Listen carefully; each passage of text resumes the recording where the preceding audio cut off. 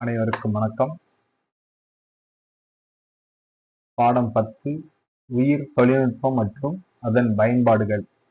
இந்த பாடத்துல இருந்து கடந்த 5 ஆண்டுகள்ல கேட்கப்பட்ட கேள்விகளை பார்க்க போறோம்.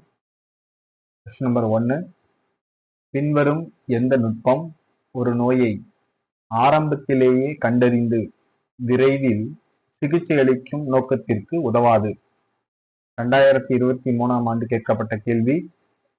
ஆப்ஷன் 1, என்சைம் இணைக்கப்பட்ட நோய் எதிர்ப்பு உறிஞ்சுதல் மதிப்பீடு நுட்பம், எலைசா அப்படின்னு சொல்றோம். 2, மறு சீரமைப்பு டிஎன்ஏ தொழில்நுட்பம். சீரம் மற்றும் சிறுநீர் பகுப்பாய்வு. 4, பாலிமரேஸ் சங்கிலி வினை நுட்பம், பிசிஆர் அப்படின்னு சொல்றோம். சரியான பதில் சீரம் மற்றும் சிறுநீர் பகுப்பாய்வு அப்படின்றது ஒரு நோயை ஆரம்பத்திலே கண்டறிந்து விரைவில் சிகிச்சை அளிக்கும் நோக்கத்திற்கு உதவாது. கேள்வி எண் 2, டிரான்ஸ்போசான்கள் பின் வருவனவற்றில் எப்போது பயன்படுத்தப்படலாம்? 2022ஆம் ஆண்டு கேட்கப்பட்ட கேள்வி. மரபணு வரிசை முறை. 2, பாலிமரேஸ் சங்கிலி வினை. 3, மரபணு அமைதிப்படுத்தல். 4, ஆட்டோ ரேடியோகிராஃபி. சரியான பதில் 3, மரபணு அமைதிப்படுத்தல். கேள்வி எண் 3, மனித இன்சுலின் தொடர்பான கூற்றுகள் கீழே கொடுக்கப்பட்டுள்ளன. மரபணு ரீதியாக வடிவமைக்கப்பட்ட இன்சுலின் பற்றி எந்த கூற்றுகள் சரியானவை? 2022ஆம் ஆண்டு கேட்கப்பட்ட கேள்வி.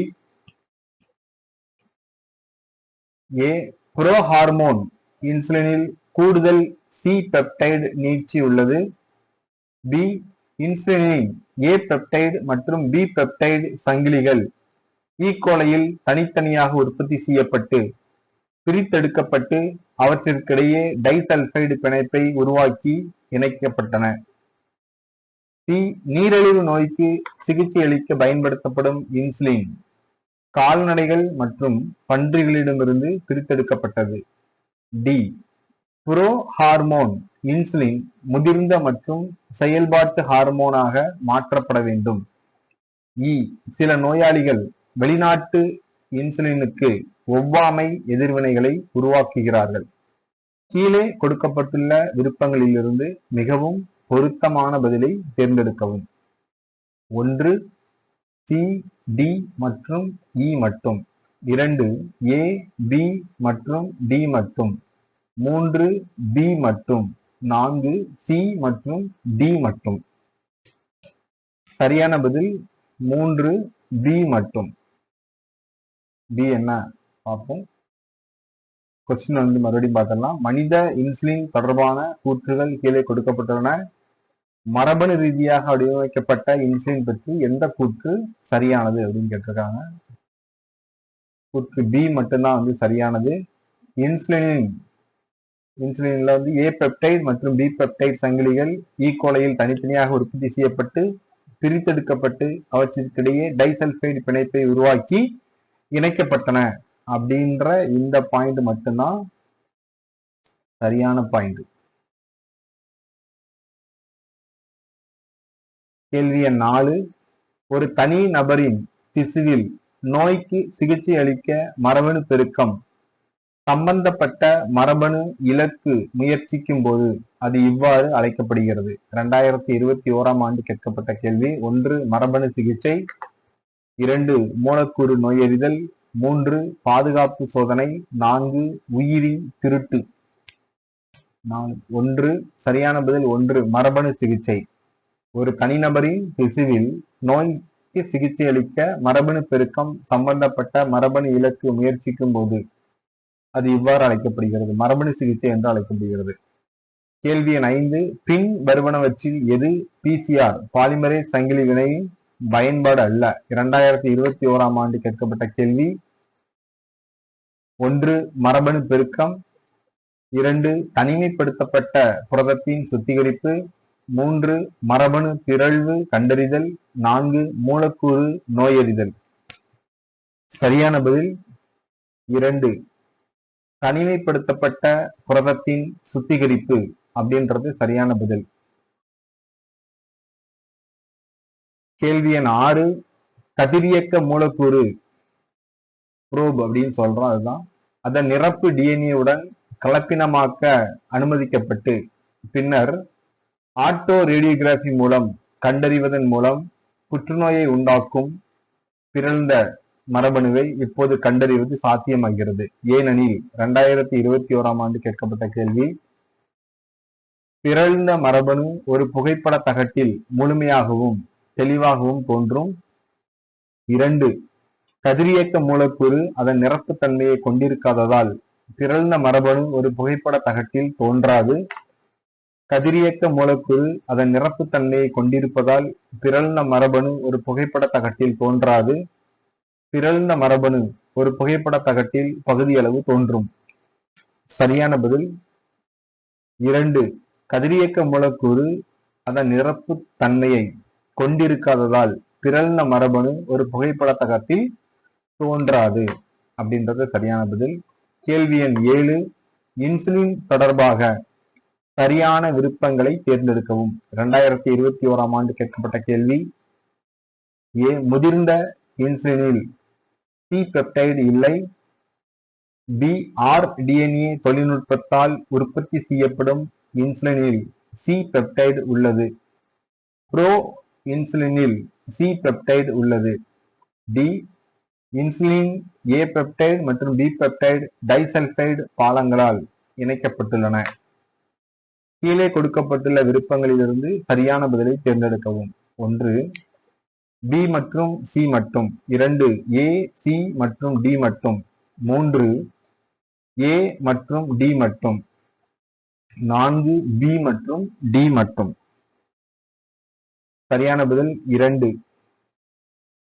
ஏ, சி மற்றும் டி மட்டும்.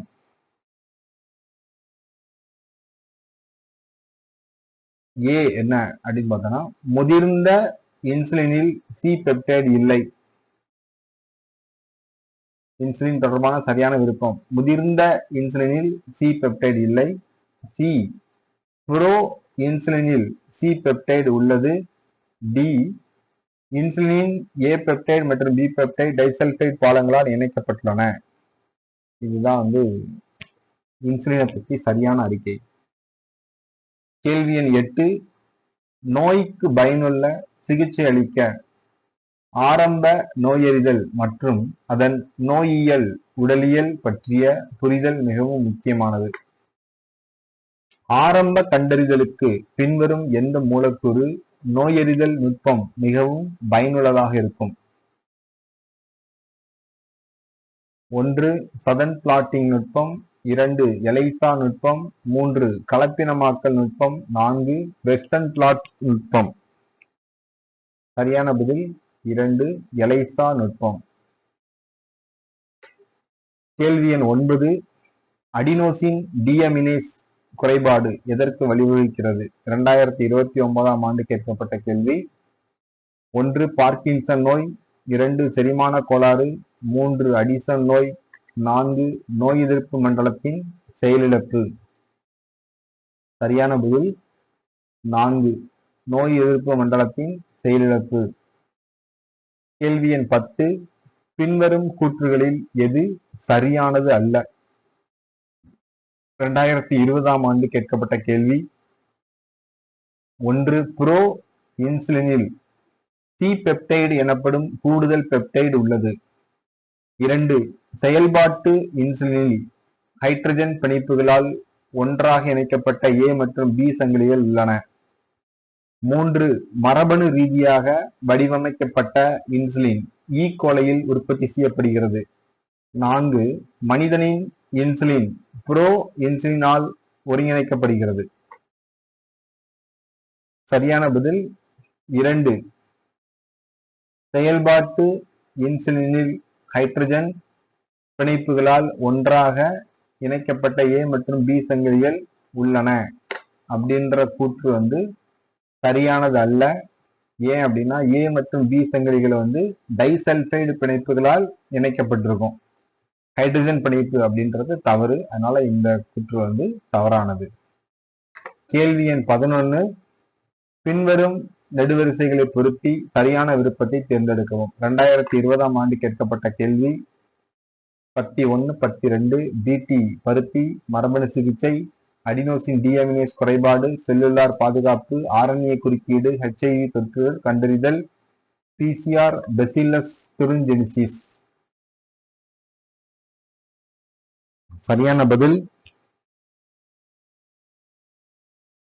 4, 1, 2, 3. இதுதான் வந்து சரியானது. நம்ம சரியான பொருத்தம் இங்க பொருத்தி இருக்கோம்.